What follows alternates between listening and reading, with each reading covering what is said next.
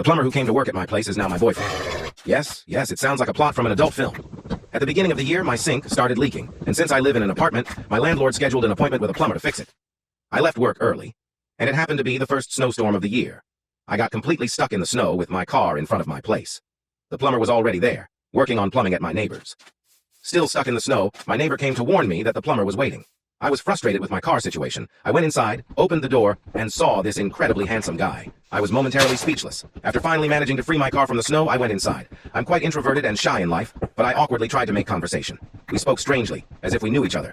When he finished, we said goodbye, and he left. Later, he returned and rang my doorbell. I thought he had probably forgotten something, but he asked for my phone number. I was so happy. We started texting, and on our first date, everything felt so natural. I felt comfortable with him like never before. Today, we're a couple, and he lives with me. I'm dating my plumber.